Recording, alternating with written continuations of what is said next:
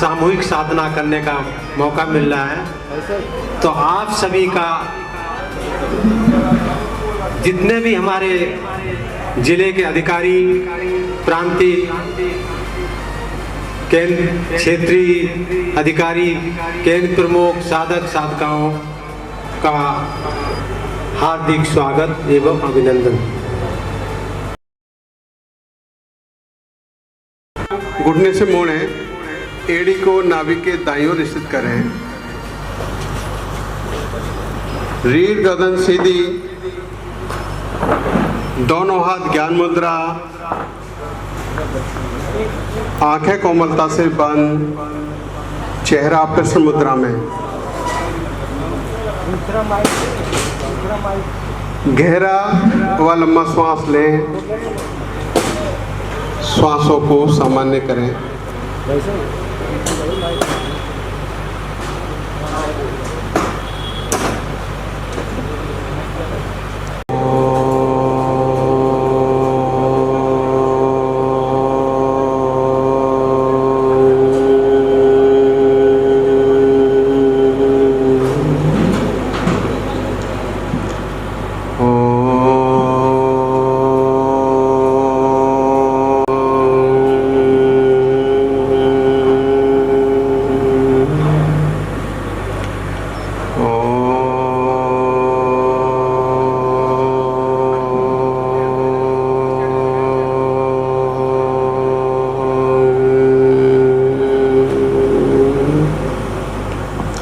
गायत्री मंत्र पावर सहित ओम भूर्भुवः स्वाहा तत्सवितुर्वरेण्यं भर्गो देवस्य धीमहि धियो यो नः प्रचोदयात्। हे प्राण पवित्रता और आनंद के देने वाले प्रभु, आप सर्वज्ञ और सकल जगत के उत्पादक हैं। हम आपके उस उत्तम पाप विनाशक व ज्ञान स्वरूप तेज का ध्यान करते हैं जो हमारी बुद्धियों में प्रकाशित रहता है। आप सदैव हमारी बुद्धियों में प्रकाशित रहें और हमें सत्कर्मों की ओर प्रेरित करते रहें। पीछे पूरा दबाओ, 1 इंच का 2 इंच का फासला कर सकते हैं आप एड़ियों में। घुटना कम से कम घूमे, ध्यान दें तो अच्छा रहेगा, कम से कम घूमे।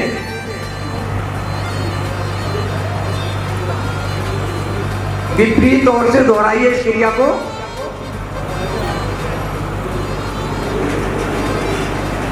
टखनों के जोड़ प्रभाव में आते हैं।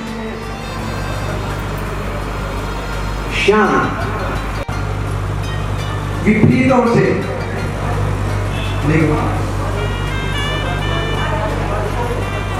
शांत। इसका मतलब ये है कि घुटने को नीचे आसन से लगाएं, सीने से लगाएं, लेकिन ध्यान रहे शरीर कम से कम हिले, ऊपरी हिस्सा कम से कम हिले।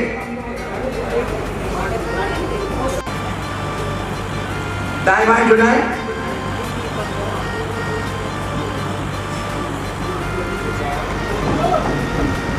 शांत। वापस आ जाएं, एड़ी पंजे मिलाएं, ताने बाएं और घुटने को ऊपर नीचे चलाएं।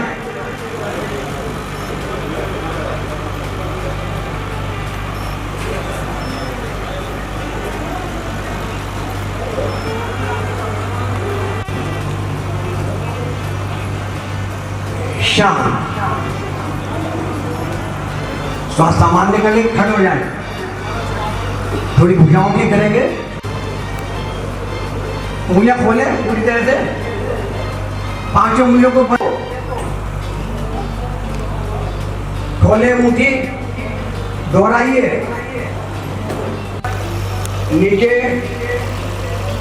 पुनः ऊपर करें और दाईं ओर से गोलाई में कलाई को घुमाइए।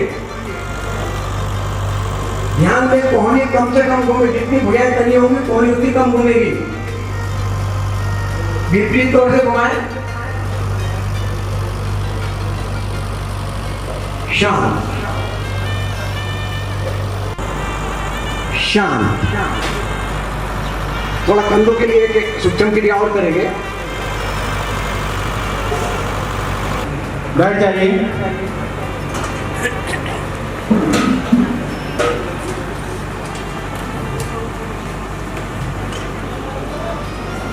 भुजबल मिलाएं कान के साथ,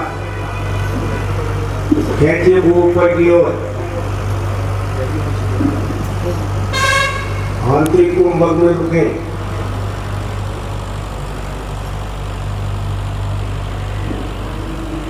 श्वास छोड़ते हुए धीरे धीरे सामने से उसी प्रकार वापस आए। एड़ी पंजे उठा लें, एड़ी पंजे उठाएं, उसी प्रकार वापस लाएं। पैर खोलकर विश्राम। रीढ़ पर जाकर मिल जाएं, हाथों की उंगलियां आगे की ओर, कमर के निचले भाग से रीढ़ लचीली बनती है। श्वास स्वाभाविक, धीरे धीरे वापस आए और इसी क्रिया को एक बार फिर दोहराएंगे। फिर श्वास भरें और श्वास भरते हुए पीछे की ओर अधिक से अधिक झुकें।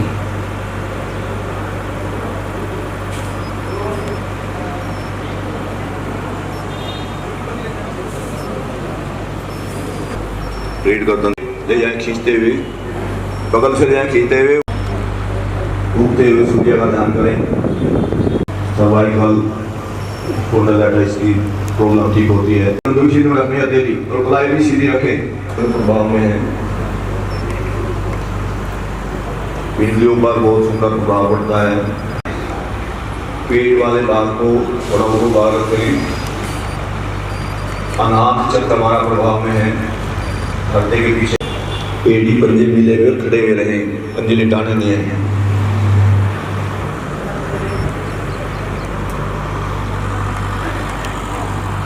हथेलियों पर दबाव डालते हुए शरीर को जमीन पर रखते। ध्यान का केंद्र मूलाधार चक्र। अब की बार बाएं पैर पर खड़ा हुआ, घुटना जमीन के थोड़ा ऊपर, स्वादिष्टान चक्र प्रभाव में है।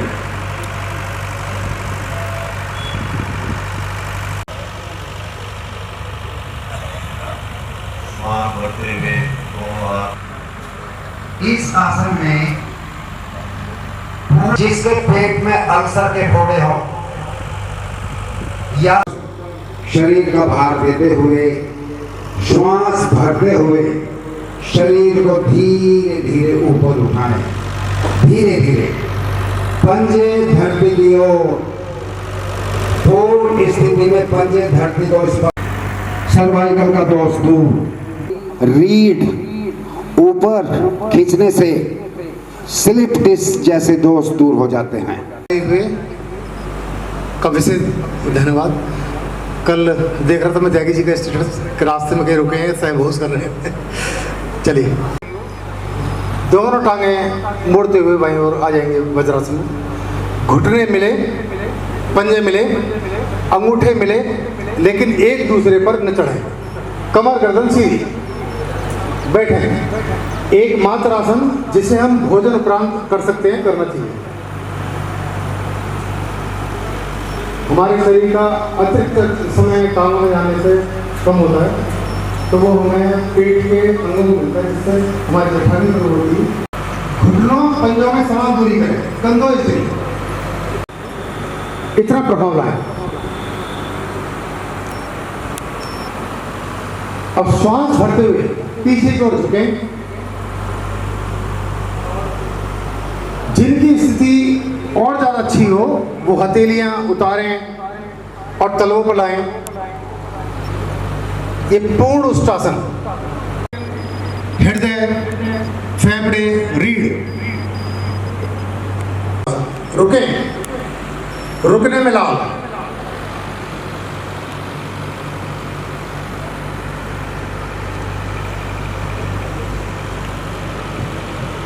सने सने आएंगे वापस, श्वास बाहर निकालते हुए। यहां हथेलियां रीढ़ पर नहीं ले जानी, हथेलियां शरीर के साथ रखनी है। वापस आएंगे वज्रासन में। वज्रासन की स्थिति विश्राम। जहाँ जहाँ मेरे शरीर में खिंचाव आया, तनाव आया, वहाँ ध्यान रखें। कमर गर्दन सीधी रखें, गहरा लंबा श्वास भरें, दोनों हाथ ऊपर उठाकर मौज और मस्ती के साथ खिलखिलाकर हंसेंगे।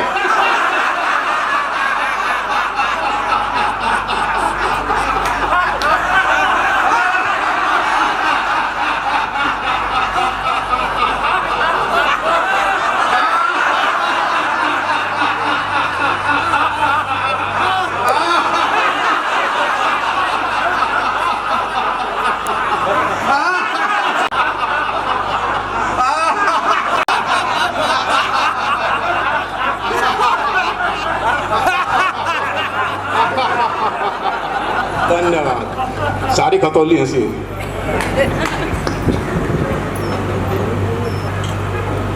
श्री लेटे हुए, दोनों भुजाएं शरीर से सटी हुई, हथेलियां चेहरे के सम्मुख दाएं बाएं, कोहनियां शरीर से सटी हुई।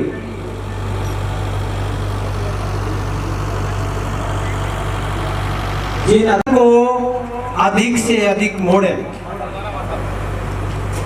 श्वास भरते हुए मात्र का भाव,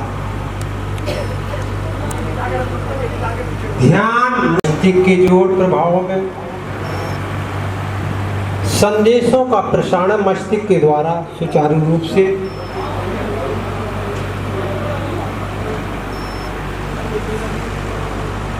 पूर्ण स्थिति में श्वास सामान्य कर लें।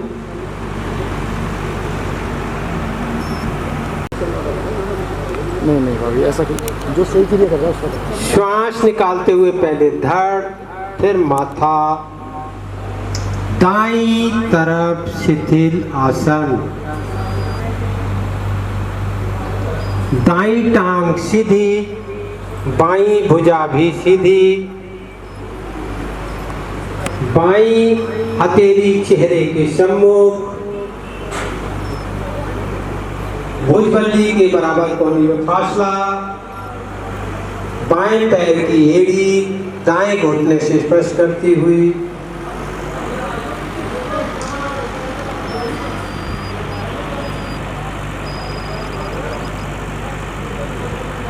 श्री रणवीर सिंह जी, मवाना, जिला मेरठ, जिला प्रधान, शलभासन के।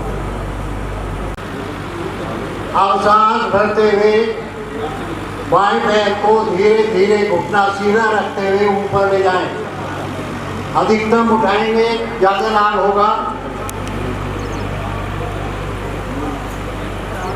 इस बार कटी प्रदेश का बायां भाग प्रभावित हो रहा है। बहुत अच्छा।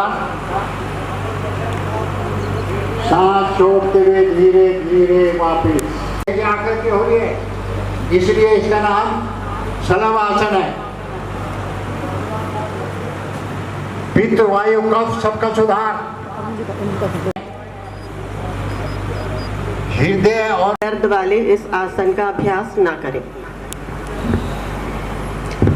दोनों पैरों को सीधा करें, एड़ी पंजे मिलाएं, पंजों को ताने, दोनों भुजाएं दाएं बाएं कंधों के सीध में फैलाएं। श्वास छोड़ते हुए दोनों घुटने ले जाएं दाईं ओर, गर्दन बाईं ओर, दायां घुटना बायां कान आसन से लगाने का प्रयास। बाएं घुटने से दाएं घुटने को दबाएं, हाथों को खींचें। सजगता का केंद्र, रीढ़ और टांगों की गति को बनाएं। आध्यात्मिक सजगता का केंद्र स्वादिष्ठान चक्र जनेंद्र के पीछे रीढ़ पर। श्वासों को सामान्य करके कुछ देर के लिए रुकें। श्वास भरते हुए वापस आए। बायां घुटना दायां कान आसन पर, दाएं घुटने से बाएं घुटने को दबाएं। पुनः सजगता का केंद्र, श्वासों को, रीढ़ को और टांगों की गति को बनाएं। आध्यात्मिक सजगता का केंद्र स्वादिष्ठान चक्र जनेन्द्र के पीछे भी उत्तर। श्वासों को सामान्य करके रुके। इस आसन से रूप बनते हैं, स्वस्थ बनते हैं। श्वास भरते हुए एड़ियों में सुविधाजनक फासला, पंजे दायां बायां लेटे हुए, भुजाएं शरीर से थोड़े फांसी, तनाव मुक्त, आंखें कोमलता से बंद, के साक्षी भाव में जागृत रहते हुए शरीर के एक एक अंग को निहारें। ढील, मन शांत।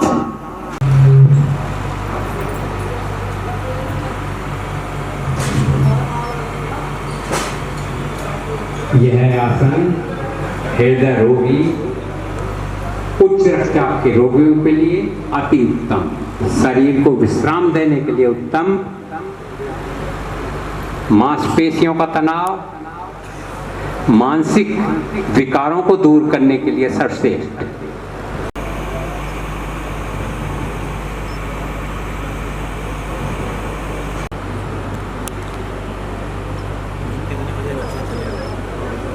श्वास लेते रहें, छोड़ते रहें। श्वास ले रहे हैं, एक व्याधिपूर्ण वायु को बाहर निष्कासित करें। आत्मचिंतन, मैं कौन हूँ, कहाँ से आए हैं, किस लिए संसार में आए, जीवन के उद्देश्य को जानें।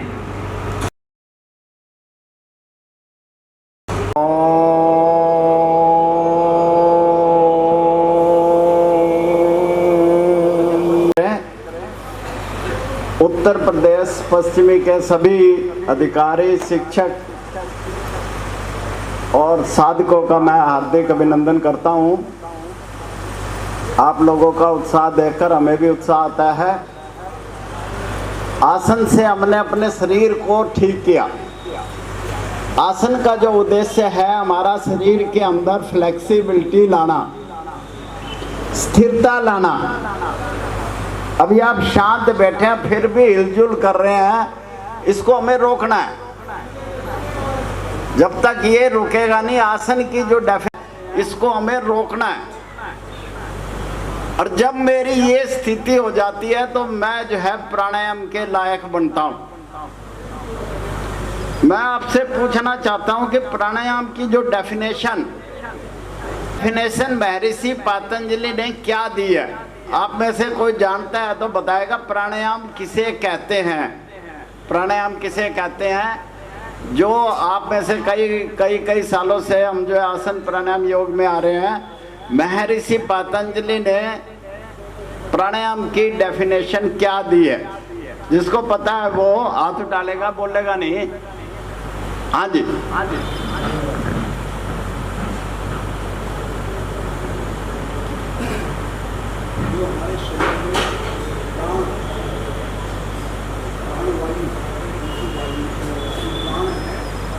जो हमारे शरीर की प्राणवायु है, मैं बोल दूं रविंद्र जी?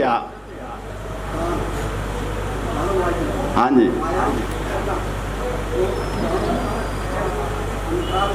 विशाल करना, ठीक है जी। और कोई भी प्राणों का व्यायाम करना। ये जो मैं आपको प्राणायाम की पुस्तक आपने पढ़नी है और उसके अंदर लिखा हुआ है, ये सूत्र नंबर 49 के अंदर, तस्मिन् सति श्वास पर श्वास योग गति विच्छेद प्राणायामा। आसन करने के बाद श्वास की गति को रोक देना वो प्राणायाम है, यानी कुंभक ही प्राणायाम है। श्वास लेना और छोड़ना और उसका विस्तार करना प्राणायाम की डेफिनेशन महर्षि पतंजलि ने दी है।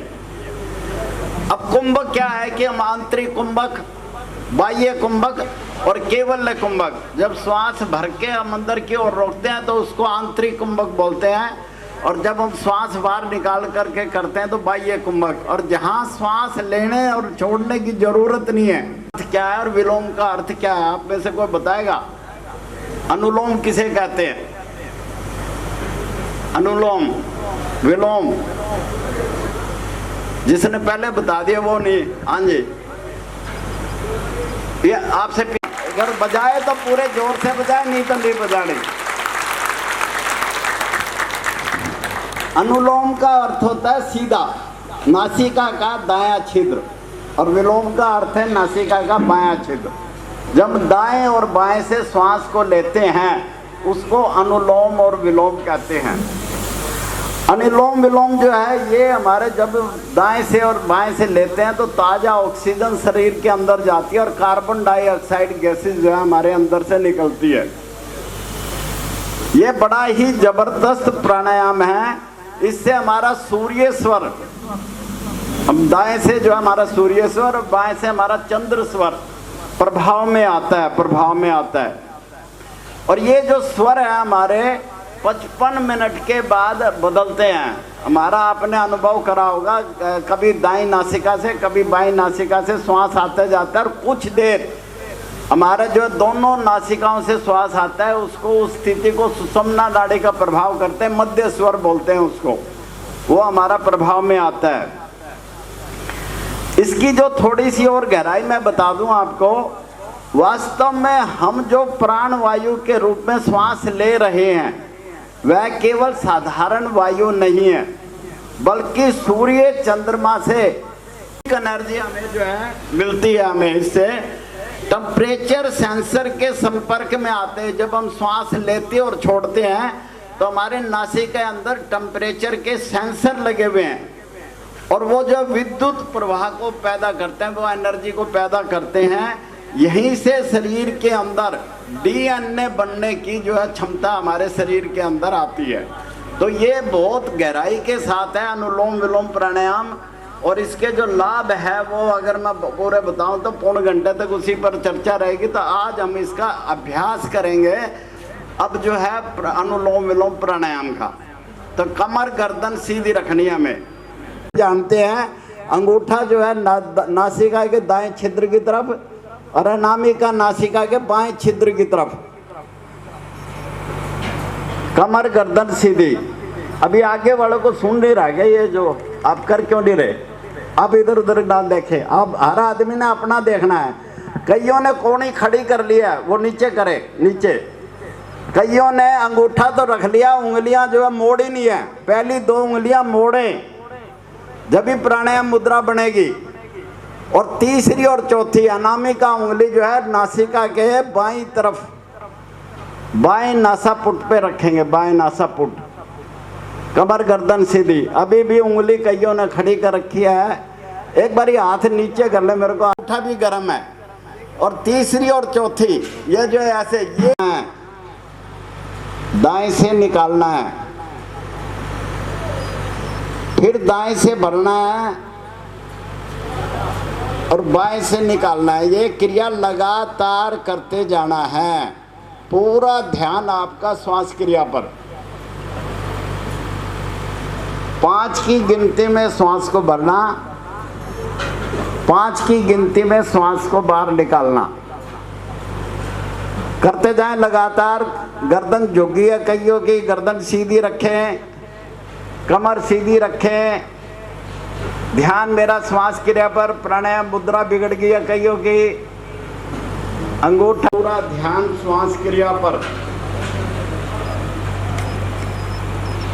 जब मैं दाईं तरफ से श्वास भरता हूं तो मेरा चंद्र स्वर प्रभाव में, जब मैं बाएं से श्वास भरता हूं तो मेरा सूर्य स्वर प्रभाव में आता है। मेरे शरीर में गर्मी पहुंचती है। जब मैं लगातार इस क्रिया को करता हूं तो मेरा शरीर के अंदर वातानुकूलित बनता है, कंडीशनिंग होती है और सुषुम्ना नाड़ी मेरी प्रभाव में आने लग जाती है। इससे जब लगातार करने से धीरे धीरे जब लगातार मैं करता हूं तो मन शांत होने लगता है। मेरा विचारों का संतुलन बनता है। समत्वम जो उचित है, जीवन में उतार भी आएंगे, चढ़ाव भी आएंगे। ध्यान किया मेरा पूरा जो है श्वास पर। प्राणायाम मुद्रा बिगाड़ ली मेरे सामने ही आंखों के। बाईं तरफ से श्वास को निकालते हुए वापस आंखें नहीं खोलेंगे, ज्ञान मुद्रा के अंदर शांत होकर बैठेंगे। न दादी का हिस्सा बारंबार अंदर और बाहर करते जाएंगे। शांत जो है आंखें बंद करके शांत होकर, जो नाभि का हिस्सा पाचन के अंग मेरे प्रभाव में आ रहे हैं उनको अनुभव करें। चेहरे पे प्रसन्नता बनाए रखें।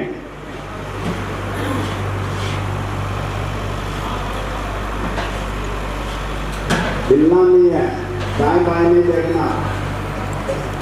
जब भी क्रिया करें तो हम शांत अवस्था में कुछ देर अवश्य बैठें, उससे मेरा सब कॉन्शियस माइंड अर्ध चेतन मन एक्टिव होता है, जो मन का 90% हिस्सा है।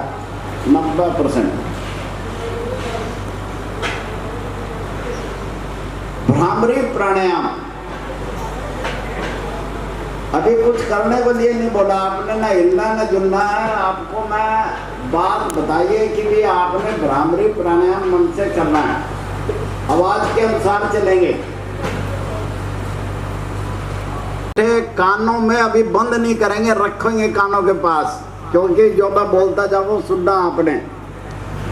पहली उंगली नासिका के दाएं बाएं नासापुटों पर, होठ के ऊपर वाले हिस्से पर, चौथी होठ के नीचे सन्मुखी मुद्राएं पूरी, दोनों कोनियां कंधों की सीध में, कमर गर्दन सीधी, गर्दन पीछे की ओर नहीं जाएगी। अब आपने गहरा श्वास भरना है और भौरे की गुंजन करते हुए श्वास को निकालता है। ध्यान मूल बंद लगा के रखें, शुरू करें। भौरे की गुंजन करते हुए श्वास को बाहर निकालें, लगातार करते जाएंगे। कोनियां सीधी रहेगी, दोनों अंगूठे कानों में बंद कर दें, लगातार करते जाएं। पूरा ध्यान श्वास क्रिया पर, आवाज पर, जो हम आवाज निकाल रहे हैं, संबंध इसका जो वाइब्रेशन कर रहे हैं उस वाइब्रेशन पर ध्यान।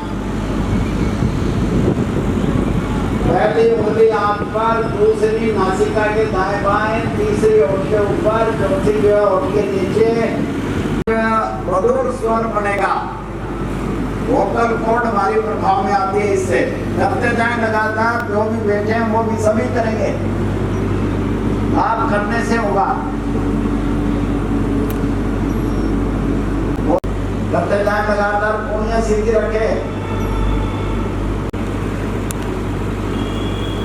करते जाना। मैंने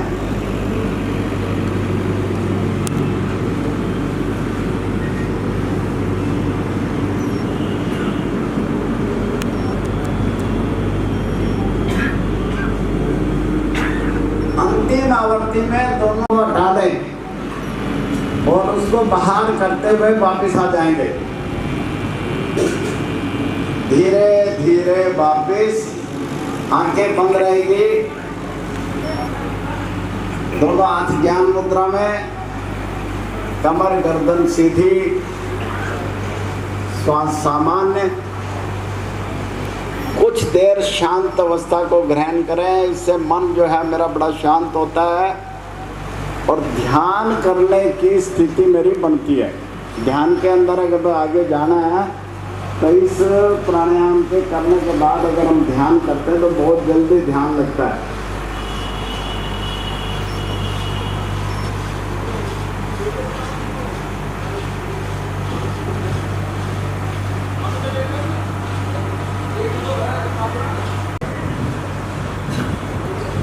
धन्यवाद अखिल भारतीय महामंत्री श्री जयंत गुप्ता जी का। बहुत ही बारीकी से प्राणायाम के बारे में आपको जानकारियाँ मिली।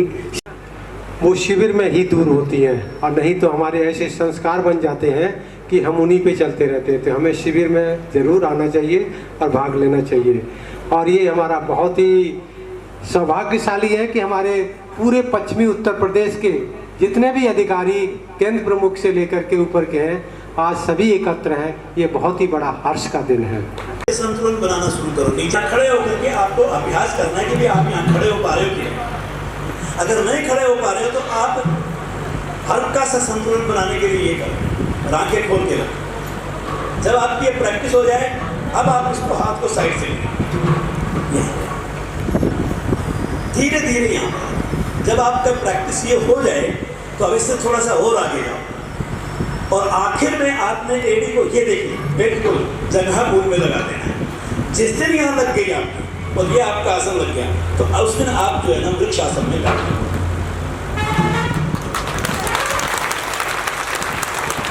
इसमें एज फैक्टर नहीं है, एज तो हमको 70 साल की लिए घूम रहे हैं। एज क्या होता है? अभ्यास, शारीरिक संतुलन बनता है। बड़ी उम्र में एक प्रॉब्लम आती है पार्किंसन। आपके ब्रेन के न्यूरोट्रांसमीटर बहुत अच्छे बनते हैं, तो इसलिए ऐसे आसन जो संतुलन वाले आसन हैं वो वृद्ध अवस्था में आने वाली समस्याओं का समाधान पहले से कर देते हैं, और आप जो वरिष्ठ आयु है उसको बहुत अच्छे से जिएंगे। करके देखिए, इसमें तो पीछे जाने की भी जरूरत नहीं है, जहाँ खड़े हैं वहीं से काम चल जाएगा। आप समझौता कर लीजिए, पैर जहां दाईं टांग को मोड़ करके एड़ी को बाईं जंघा मूल में टिका दें, दोनों बाजुओं को बगल से ऊपर की ओर लेकर के आए और नमस्कार की मुद्रा में दोनों हथेलियों को मिलाकर उंगलियों को बिल्कुल सीधा कर दें। शरीर को खींचें ऊपर की तरफ और रुकें। दाईं टांग दाईं,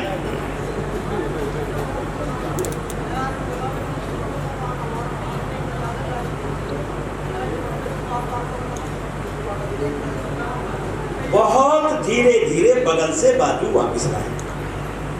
इसमें करना क्या है, टांग भी वापस ले आइए। जब आप ये आसन करें तो आंखें खोल के रखें और सामने दृष्टि किसी एक बिंदु पर टिका दें। इससे कंसंट्रेशन भी बनेगी और बैलेंस भी बनेगा। फिर अब आप बाईं टांग को मोड़ें, एड़ी को दाईं जंघा मूल में डालते हुए तलवा जंघा के साथ लगा दें। दोनों भुजाओं को बगल से ऊपर की ओर लेकर के जाएं और दोनों हथेलियों को आपस में मिलाकर नमस्कार की मुद्रा में ले आएं। भुजाएं कान के साथ, शरीर सीधा, आंखें खुली, दृष्टि किसी एक बिंदु पर टिका करके संतुलन बना करके रुके।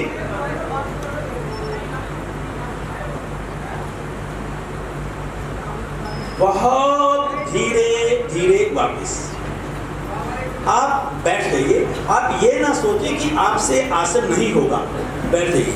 जिससे नहीं हुआ, आप यकीन मानिए, मैंने एक टेक्निक बतलाई दीवार वाली, बस जिसको चक्कर आता है, जिसके शरीर में वजन ज़्यादा है और जिसके घुटनों में दर्द ज़्यादा है, उसको ये आसन नहीं करना चाहिए। ठीक हो गया। एक आसन करेंगे सिंह आसन, स्थिति लेना, सिंह गर्जना आसन। ये दो होते हैं वैसे, एक सिंह आसन होता है, एक सिंह गर्जनासन। हमारे सिलेबस में सिंह गर्जनासन को लिया है, उसमें दोनों कवर हो जाते हैं, कोई विशेष बात नहीं। स्थिति लेने का मतलब आपको तैयार होना है। जैसे वज्रासन में आना था, फिर मैं आपको विधि बताता। अब आप तो ठहरे ज्ञानी, आपने क्या किया? अगर मैं ना बोलता तो अब तक तो आप 20 बार निकाल के शुरू कर दिया। वज्रासन में आए, ये हमारी पूर्व स्थिति जो होती है ना, उसमें आया जाता है। घुटनों में अधिक से अधिक फासला बना दें।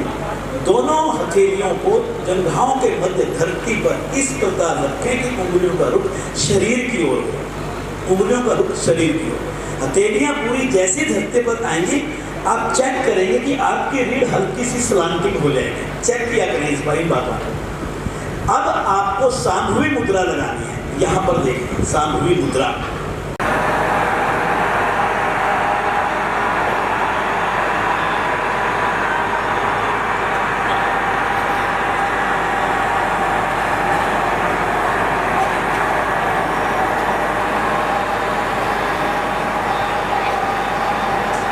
वापिस आए, कितनी भी आवृत्ति होगी हो। आप में से कुछ साधक वोकल बॉक्स से जैसे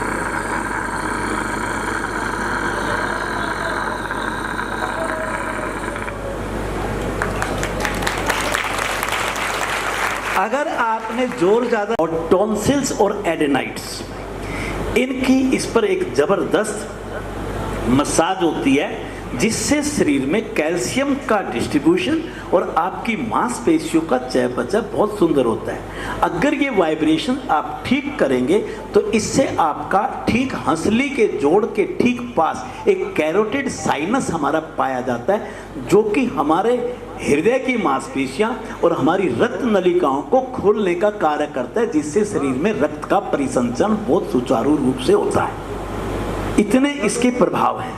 अगर आप इन बातों को मन में भाव ला करके हम ठीक से करेंगे तो ये सारे प्रभाव आपको मिलने वाले हैं। आप दोबारा करके दिखाएंगे।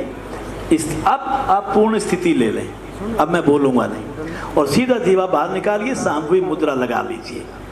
अब श्वास भरने की मैं बोलूँगा, जीवा बाहर, सामूहिक मुद्रा, श्वास पूरा भीतर भरें अधिकतम, और शुरू कर दें। अब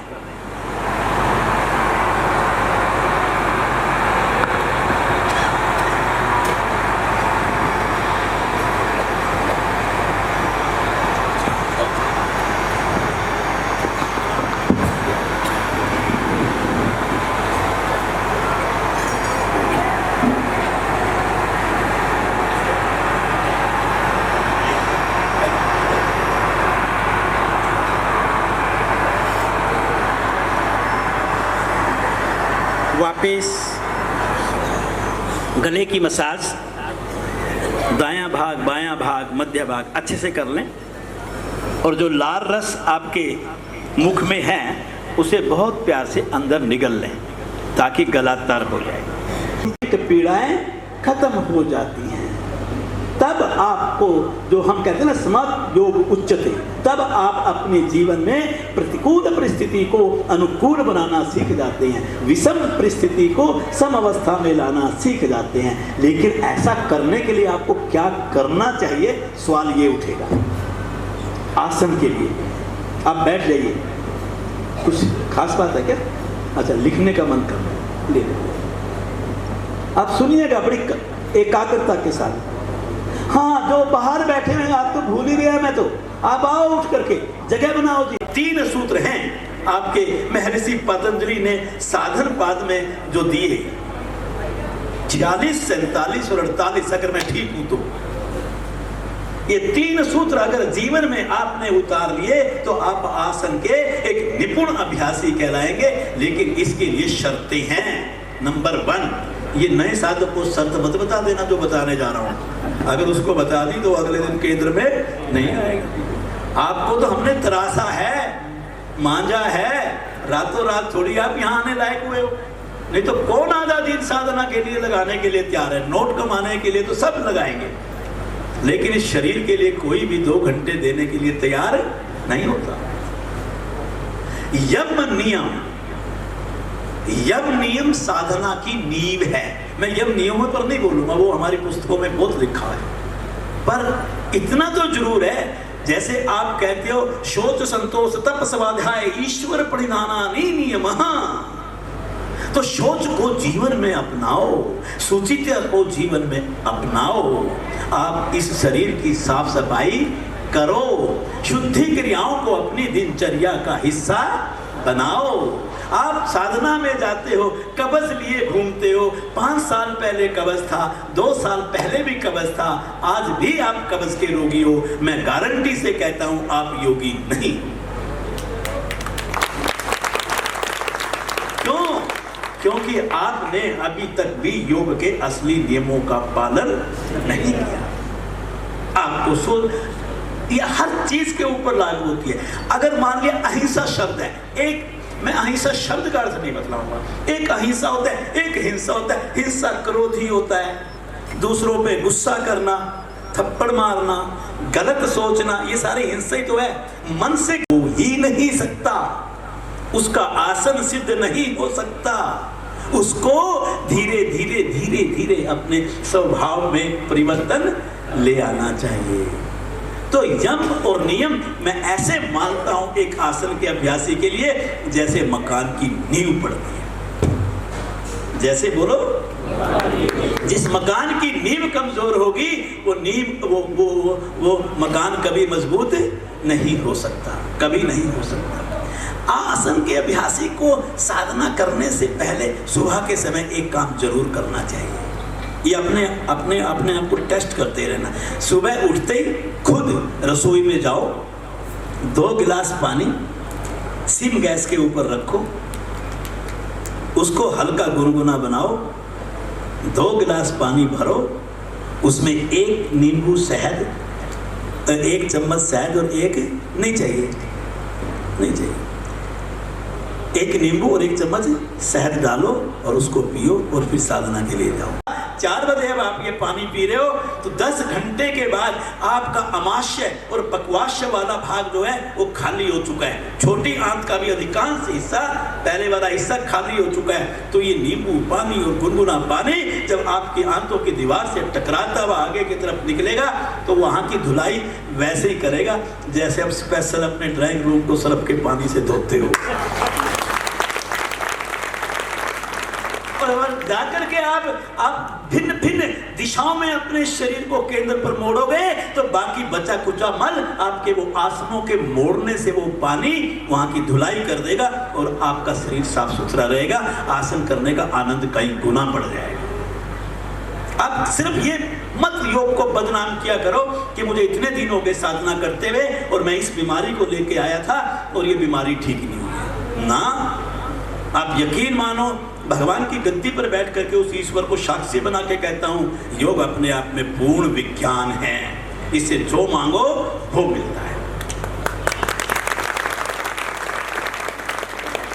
साधना अमाशय वाला भाग खाली होना चाहिए। आप सो जाकर के आते हो तो आपकी बड़ी आंतें भी खाली हो चुकी होती हैं। ऐसी स्थिति के अंदर जब आसन करते हैं तो आसन का प्रभाव आपके शरीर के ऊपर कई गुना बढ़ जाता है। पर इसका अर्थ ये नहीं कि आप दोपहर बाद भोजन नहीं कर सकते, साधना नहीं कर सकते, क्योंकि इसका एक थंब रूल है कि आपके अमाशय वाला भाग खाली होना चाहिए।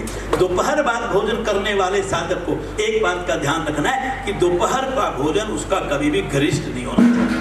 वो सुपाच्य भोजन ले जो कि 4 घंटे की एवरेज में अमाशय को पार कर दे और 12 साढ़े 12 बजे अगर उसने भोजन लिया है तो उसमें 4.5 घंटे जोड़ दो, लगभग 4:30-5 बजे अगर वो साधना करता है तो वो साधना उसके लिए फलदायक होगी।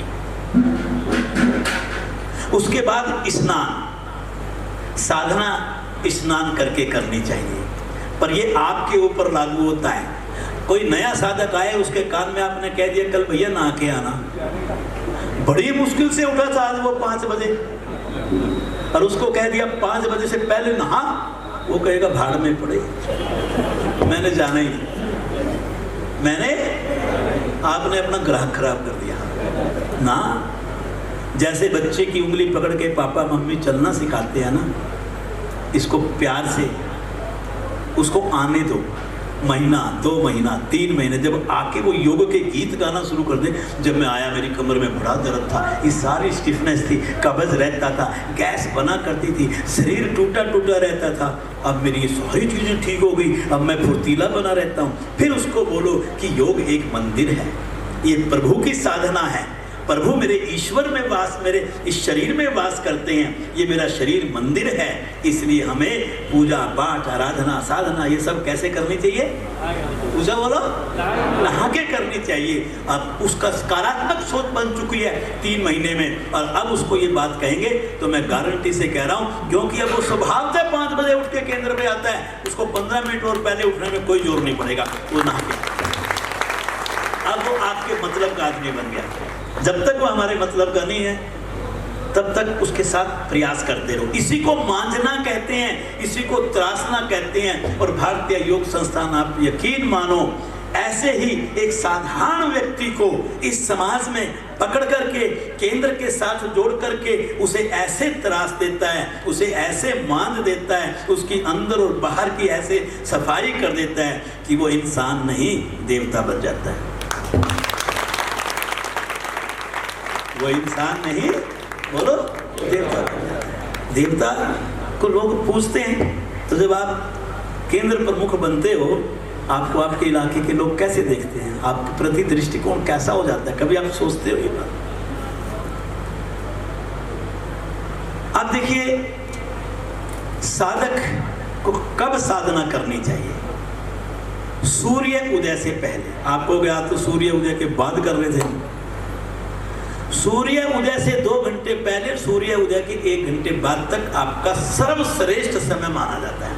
वैसे आप साधना कितने बजे भी कर लो, लेकिन उसमें अगर बिल्कुल आप बल्कि मैं कहूँगा सूर्य उदय से 3 घंटे पहले का पीरियड, अगर 6 बजे सूर्य निकलता है तो 3 माइनस कर दो, कितना हो गया? 3 बजे से आपका ब्रह्म मुहूर्त शुरू हो जाता है। और आप ब्रह्म मुहूर्त की साधना में विज्ञान भी मानता है कि हमारी ऑक्सीजन की अधिकतम मात्रा इस धरती के ऊपर अगर होती है तो वह किस मुहूर्त में होती है? ब्रह्म मुहूर्त में होती है। तो उस समय की साधना आपकी ज्यादा फलदायक होती है। स्थान भी देख लो, स्थान कैसा होना चाहिए? बंद कमरा, खिड़की बंद, एसी चला हुआ, गद्दे के ऊपर, बेड के ऊपर, और वहीं साधना शुरू कर दो टीवी पे देख करके। ठीक है? ये खुला वातावरण होना चाहिए, आसपास हरी भरी घास होनी चाहिए, पेड़ पौधे होने चाहिए, जहां जाते जाते बल्कि सूरज की किरणें भी शरीर को लग जाए केंद्र पर। इससे बढ़िया वातावरण कोई नहीं हो सकता, क्योंकि कभी विटामिन डी की कमी नहीं होगी शरीर के भीतर। अतः प्रदूषित वातावरण से बचें, शुद्ध वातावरण में, खुले वातावरण में, जहां आपको ताजी वायु खूब प्रचुर मात्रा में मिले, ऐसी जगह पे आप अपनी साधना करें।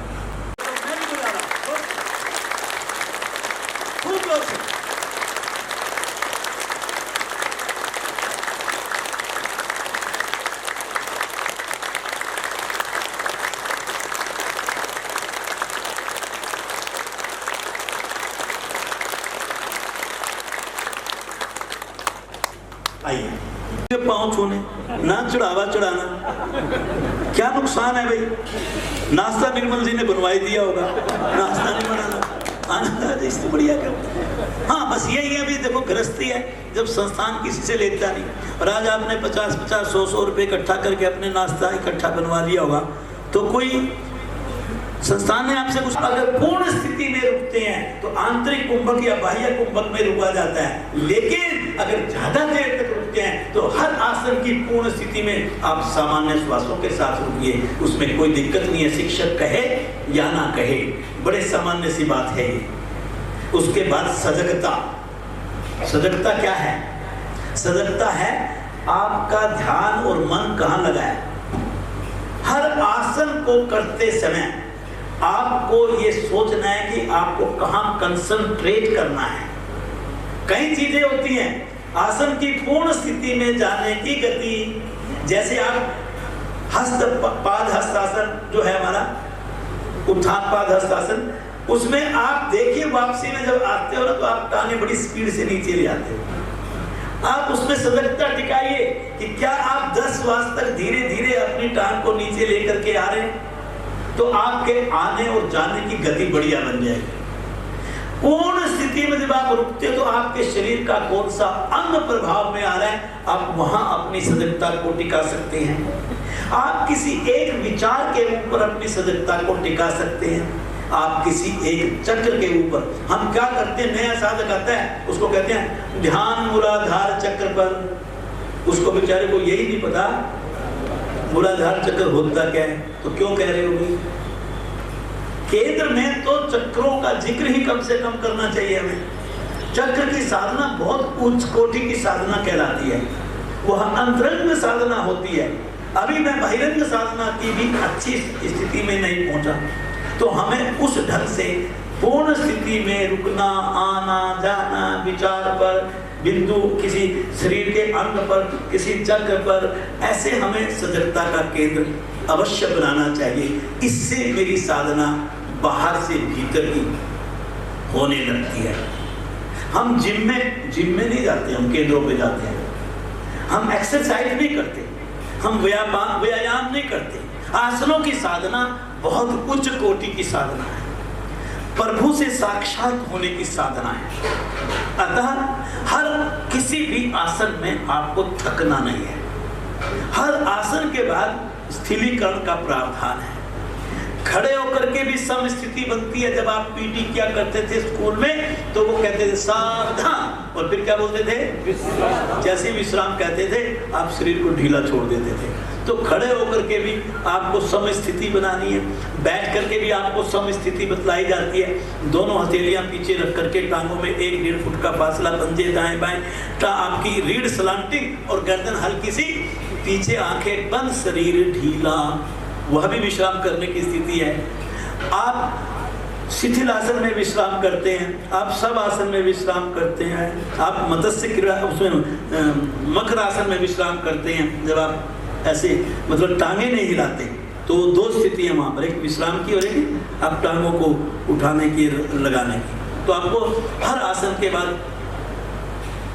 विश्राम करना है। अभ्यास का क्रम भी होता है। आपने देखा, अब हमने अपनी शिक्षक संहिता में चेंजेस लाए। जो लोग शिविरों में नहीं आते वो हमें प्रश्न लिखित रूप में भेजते हैं, सोचते हैं हम गलती पकड़ रहे हैं बहुत बड़ी, लेकिन शिविरों में आते तो एक्सप्लेन किया जाता है। हमेशा क्या होता है, सबसे पहले सूक्ष्म क्रियाएं, फिर आप गायत्री मंत्र भावार्थ सहित एक शुरुआत, जैसे मंदिर में जाते हो तो घंटी बजाते हो बाहर, तो हमारा गायत्री मंत्र से साधना की शुरुआत होती है। उसके बाद खड़े होकर के अपने आसन, फिर बैठ करके आसन, बैठ के आसन के बाद फिर पेट के बल के आसन, फिर पीठ के बल के आसन। और इसके साथ एक बात का और ध्यान दें, आप देखो कि आपकी साधना में रीढ़ को कितनी मूवमेंट दी आपने। खेल रीढ़ का है। आसन से अगर आपने रीढ़ को ठीक कर लिया और पेट को ठीक कर लिया, आपने सब कुछ ठीक कर लिया। रीढ़ का एक आसन जरूर ऐसा करो जिसमें शरीर ऐसे खींचे वापिस आए, खींचे वापिस आए। एक ऐसा जरूर करो कि जिसमें रीढ़ दाएं तरफ झुके और फिर उसके बाद बाएं तरफ झुके। 1-2 आसन हो जाएंगे, एक इधर से एक इधर से। ऐसी एक आसन पीछे झुकने वाला रीढ़ से और एक आगे झुकने वाला। ऐसे जैसे त्रिभुजंगासन करते हैं, एक डायगोनल मूवमेंट आड़ी दिशा में दाईं ओर और दूसरा बाईं ओर। अगर आपने इतनी मूवमेंट देने वाले सभी आसनों का अभ्यास प्रतिदिन कर दिया तो मैं लिख करके दे सकता हूं, ऐसे साधक को कभी रीढ़ का दोष जीवन में आ नहीं सकता। इससे बढ़िया गारंटी क्या चाहिए आपको? आप हर रोज फिजियोथेरेपी करवाते रहना, ट्रैकिंग करवाते रहना और रोज 200, 300, 400 रुपए देते रहना। बहुत जबरदस्त राष्ट्रीय स्तर पर लाने वाले हैं। आपको अगले साल का बजट बता दिया। कितना सोचता है संस्थान, शायद हम समझ भी नहीं पाते। उसके बाद विपरीत आसन तुरंत कर लें, जो मैंने अभी बताया आपको। एक पीछे झुकने वाला किया तो आगे झुकने वाला भी कर दें, ताकि उसका पूर्ण प्रभाव आ जाए। इस व्यक्ति को साधना करनी चाहिए। 90 साल वाले को करनी चाहिए कि नहीं? अब मैं ये पूछूंगा, क्यों नहीं करनी चाहिए, तुम बताओ। बीमार को करनी चाहिए कि नहीं, क्यों नहीं करनी चाहिए? जब बच्चा माँ के गर्भ में होता है ना और इस धरती पर आता है, जन्म लेता है, तो जन्म लेते जैसे माँ उसको फीड कराती है तो अपने हाथ पैर ऐसे चलाने लगता है। क्या वो बाल क्रीड़ासन नहीं है? और एक बच्चा जब दोनों पैरों के अंगूठे लेटे लेटे और अपने मुंह के पास लाता है और फिर वो ऐसे खेल रहा होता है, क्या वो बाल आनंदासन नहीं है? क्या बोलो ना। बच्चा पेट के बल ऐसे करके लेट जाता है तो क्या वो मकरासन नहीं है? क्या कौन सिखाता है उसको? तभी तो कहा है कि योग एक ऐसी विद्या है जिसको रचने वाले स्वयं मेरे प्रभु हैं। कौन सी एज बताएंगे आप? जन्म लेते ही बच्चा आसन करना शुरू कर देता है। अगर वो रोता है वो भी उसका, जैसे अब हास्य आसन होता है ऐसे वो भी उसके लिए आसन का काम करता है, क्योंकि उसका खाया पिया हजम होता है, उसकी मांसपेशियों का उस समय मसाज होती है, क्योंकि वो बोलना नहीं जानता, अभी चलना नहीं जानता। तो लेटे लेटे उसको प्रभु उसको कुछ आसन सिखा करके भेजते हैं। कोई उम्र नहीं है आसनों की, भूल जाइए आप। और कोई वृद्ध अवस्था नहीं होती। योग से जो जुड़ गया, असली योगी कौन? चाहे उम्र जो मर्जी हो जाए, जो अपने आप को बूढ़ा ना माने वो योगी। जो अपने को बोलो, जिस दिन बूढ़ा मान लोगे उस दिन मत कहना कि हम योग करते हैं। योग करने वाले फुर्तीले तंदुरुस्त रहते हैं। ये ना छोटी मोटी हारी बीमारी तो सभी के साथ लगी है, उसमें भी आप अपनी पॉजिटिव अप्रोच लेकर के गुनगुना पानी, सुपाच्य भोजन, उपरी सब्जियां लेकर के हल्का विश्राम और कुछ प्राणायाम करके उससे बाहर आ सकते। बहुत कम चांस होंगे कि छोटी मोटी कभी गोली दोगे। उसमें भी विश्वास करो, दूसरा 10 दिन खाएगा, आप 2 दिन खाएगा, वो दिन में 8 टैबलेट खाएगा, आप सिर्फ 1 टैबलेट खाओगे तो भी ठीक हो जाओगे। सच्चाई है, इसको आप ऐसे मत मानना कि मैं आपको बहका रहा हूं। आसनों के निषेध की जानकारी जरूर होनी चाहिए। जैसे अगर किसी को हाई बीपी और हार्ट की प्रॉब्लम हो, उसको कभी भूल करके भी सर्वांगासन नहीं करना, उसको शीर्षासन भी नहीं करना चाहिए। अगर कोई हार्ट पेशेंट और अस्थमा पेशेंट क्लास में आ जाए तो उसको बोलो कि अगर श्वास फूलता है तो तुरंत विश्राम करें, कहीं पर भी कुंभक ना करें, श्वास ना रोके। इस छोटी छोटी बातों को ध्यान में रखोगे तो अपनी क्षमता के मुताबिक करो। शरीर को थकाओ मत, जितना कर सकते हो उतना करो। करते समय शरीर को झटका मत लगने दो। माताएं हैं, मासिक धर्म के दौरान उनको कुछ पेट को खींचने वाले आसन नहीं करने होते, पर वो वज्रासन कर सकती हैं, वो शिथिलासन कर सकती हैं, वो सब आसन कर सकती हैं, वो छोटे छोटी सूक्ष्म क्रियाएं कर सकती हैं, अनुलोम विलोम प्राणायाम कर सकती हैं। किसी को अति रज की समस्या है तो वो चंद्रवेदी प्राणायाम कर सकती हैं, किसी को अल्प रज की समस्या है तो वो सूर्यवेदी प्राणायाम कर सकती हैं। तो ऐसे साधना की एक वो हमने उस महिला रोग और योग एक अपनी पुस्तक है, उसके अंदर बहुत अच्छे से ये चीज़ें समझाई हैं। अगर इन छोटी छोटी बातों को ध्यान में रख करके और भोजन को अच्छा करके अगर आप अपनी साधना को करेंगे तो मैं विश्वास के साथ कहता हूँ कि आसनों के प्रति आपकी श्रद्धा जागेगी।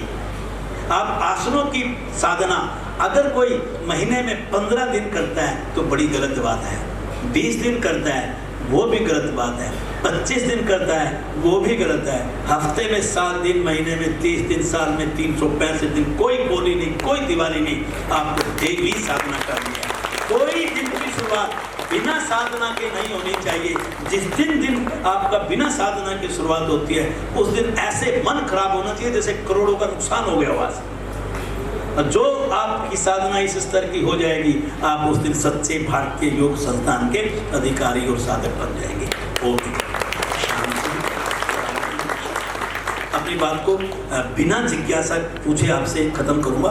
आपको दिन में एक 15-20 मिनट का पीरियड ले आएंगे जिसमें बीमारियों पर नहीं, केवल साधना के ऊपर प्रश्न उत्तर करूंगा आपके साथ। और मैं अपनी बात को यहीं पूरा करके तुरंत खत्म करता हूं ताकि हम 45 मिनट उसके लिए लेंगे। एक बार पता करो अल्प आहार क्या है।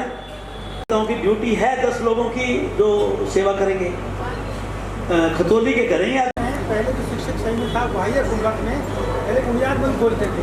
हाँ। तो शिक्षक संहिता आई है उसमें पहले जालंधर बंद। बैठिए, इन्होंने कहा कि शिक्षक संहिता में पहले पुराने वाली में उड़ियान बंद पहले खुलता था, जालंधर बंद बाद में खुलता था।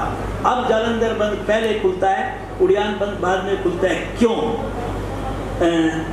ये प्रश्न शायद बहुत पुराना हो चुका है।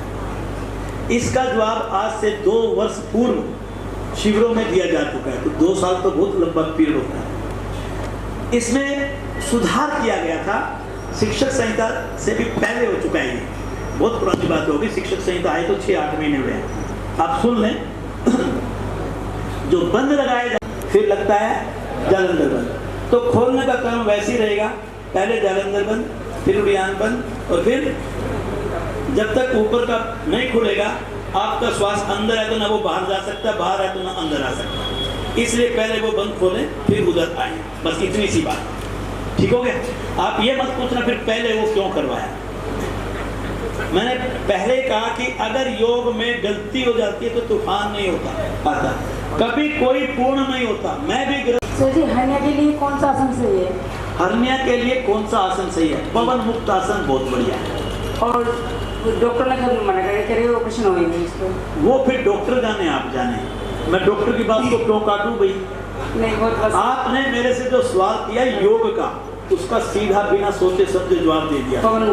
आप एक बात बतलाओ, अगर आपकी नाभि के पास आंतें बाहर की तरफ निकल जाती है तो डॉक्टर भी क्या करेगा? हाथ से उसको अंदर की तरफ दबाएगा। और पवन मुक्त आसन में क्या करते हो आप मुझे बता दो। मैंने ये भी इतनी इंस्ट्रक्शन अगर हमने दे दी, मैं तो रोज रखता हूँ दूसरों के जब चेक करने के लिए निकलता हूँ।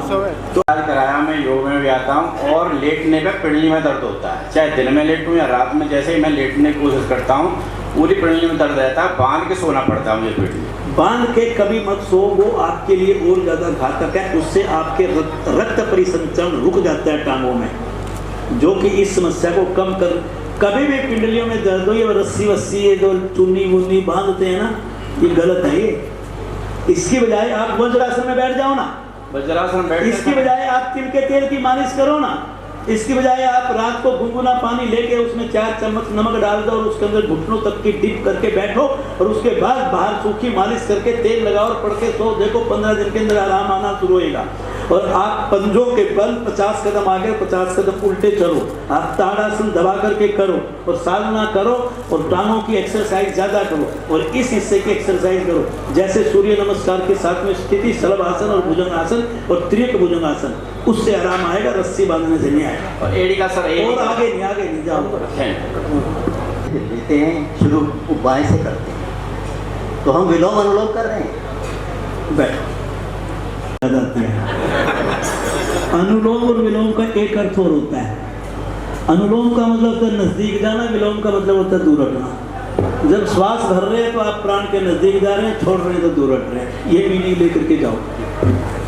सर, शिक्षक संहिता में जो क्रियाएं हैं, जो दिया गया है समय 1 घंटे का दिया गया है, क्या हम क्रियाएं नहीं, साधना का समय हाँ। 1 घंटे का दिया गया है हाँ। क्या हम जो हमारे वो आते हैं, साधक लोग आते हैं, उनकी पे उसको थोड़ा बहुत घटा बढ़ा सकते हैं कि बढ़ा सकते हैं? बढ़ाने की मांग आती है अधिकतर, नहीं बढ़ा सकते।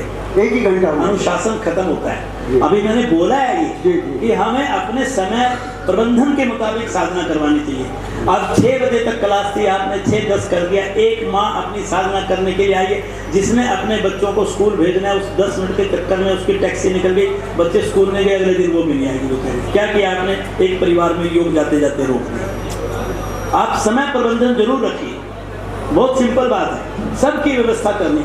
आप बताओ 1 घंटा 10 मिनट में क्या आपने फौज में भर्ती होना है? क्या करना है आपको? आप मेरे साथ 1 घंटा लेटो सामने, अगर आप दोबारा अगर ये कह दो कि एक आसन और करवा दो, आप खींच के करो ना, प्राणायाम मन से करो ना, ध्यान मन से करो ना। आप सिर्फ 4 आसन कर लो, आसन की पूर्ण स्थिति में सही रुक लो, आने जाने की विधि और तकनीक सही हो, गारंटी की बात है 5 आसन करने का मन ही नहीं करेगा। जब ढीले ढीले आसन करते हो ना, तब ये भूख पैदा होती है, क्योंकि भूख तो मिटाई ही नहीं आपने उनकी।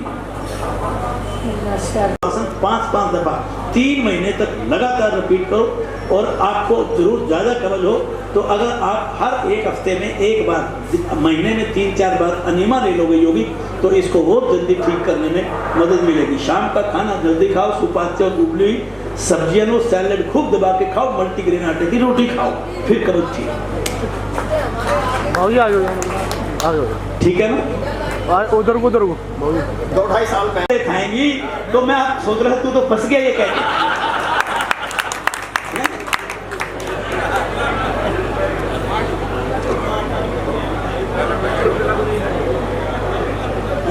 ये अल्पाहार की वजह से आपके टाइम टेबल की व्यवस्था बिगड़ी है, तो जो व्यवस्था में जरूर चूक हुई है, चूक होनी नहीं चाहिए थी, इसके ऊपर ध्यान दें, जल्दी से करवा लो जी।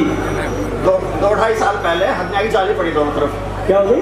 हन्या की जाली पड़ी थी, ऑपरेशन हो गया 2-2.5 साल पहले, जाली डल गई। हाँ, तो पर जाली फट भी तो गई थी पहले, कभी तो डली होगी। हाँ, हन्या हो गया था। हाँ, 2-2.5 साल पहले। आप खींचने वाले आसन कम किया करो, आप प्राणायाम वगैरह करो, वो ज़्यादा बढ़िया है। मरकट आसन कर लो, जो लास्ट में हम करते हैं, जैसे पवन मुक्त आसन कहा मैंने, वो कर लो। आप वो क्या करते हैं, जो मकर आसन है वो कर लो, लेकिन जिस पर इस हिस्से पर खिंचाव ज़्यादा है ना, वो आसन मत करो। प्राणायाम कपालभाति कर सकते हो? कपालभाति कर सकते हो, कपालभाति में उस हिस्से पर ज़्यादा कोई वो नहीं। नमस्कार सर, मेरा नाम मोहन लाल है जी, और मेरे घुटने में दर्द है। 2 का दर्द है, रहने दो फिर। नहीं क्या करना चाहिए?